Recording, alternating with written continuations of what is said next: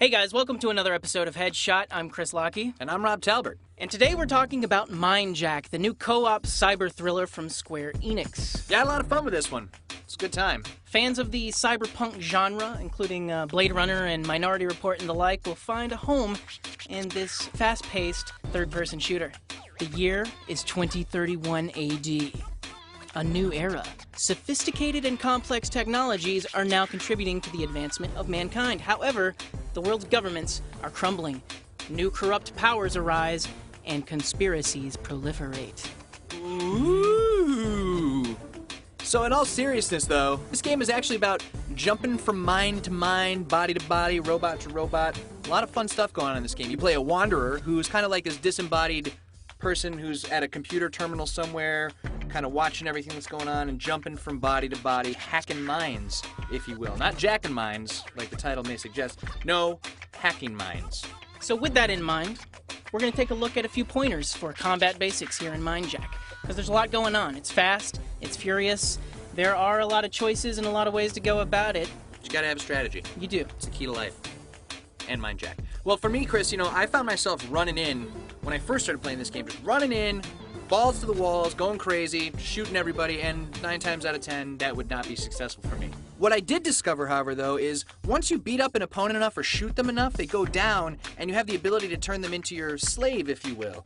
You can mind hack them, and then they'll fight for you. So what I recommend is amassing as many of those as possible, whether it's, armed guards, droids, just people, whatever Civilians. it is. You can actually anybody. hack into civilians on the street. They pick up a pistol, they go to fight, and then you can jump right back into your original host body. Right, and the best thing about this is once you have this army going, you can use it as a distraction to then take over a body that may be behind the action and get the vantage point on your enemies. There are a variety of hosts, and it's almost like a wave-based, full frontal attack from this huge horde of enemies that just keeps coming.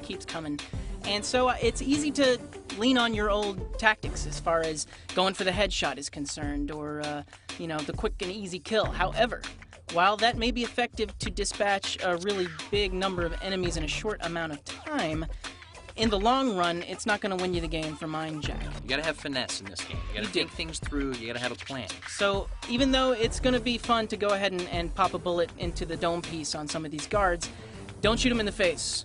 Shoot them in the kneecaps, shoot them in the chest, make them go prone. That way, they'll be a perfect target for your distance mine hack. And at any point in time, you can do the remote mine hack on, I think it's up to 3. Yeah, depending on how much juice you've got left. I don't know what that's actually called in the game. It's like a blue bar, and once that's spent, you can't hack more people. It's usually about 3 to 4, though. And like you said, it's not just people, it's robotic sentries and drones, and there are a few really zany, off-the-wall, super crazy science fiction. Ape people. Yeah, the ape mutant was really one of my favorites. I actually stumbled onto that by accident in one of the stages because I hacked out of my original host and just sort of did the quick cycle through the different hosts in the area with the right one.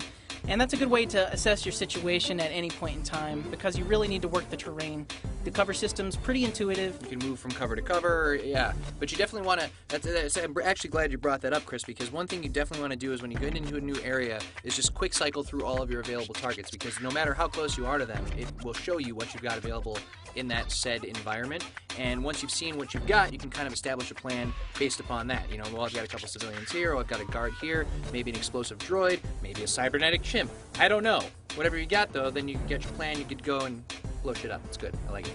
Since terrain plays such a big part in the combat in Mindjack, one good thing to do is in any new area you find yourself in, go ahead and survey the scene and find out where the local ammo dump is. You'll recognize those ammo dumps because they sort of look like little stepladders.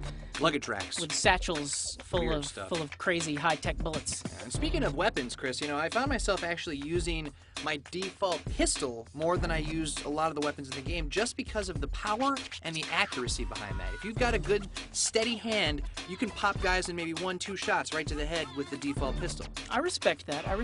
But like we mentioned earlier, you got to be careful with those headshots. You don't want to take guys down too quickly, so I found myself using one of the semi-automatic rifles from the enemy guards, which really punched in nicely with the zoom, so it really kind of had that accuracy you're talking about, but it let me sort of control the battlefield a little better in terms of... Fine, Chris. Well, fine. No, that's fine. Well, Shit all over my argument. That's okay. Well, it's a thinking man's game. Whatever. So, Yeah. I like to blow stuff up. Yeah. All right, well, that's going to do it for this episode of Headshot. Shh. Wait, what? Mindjack, are you ready? All right. Woohoo!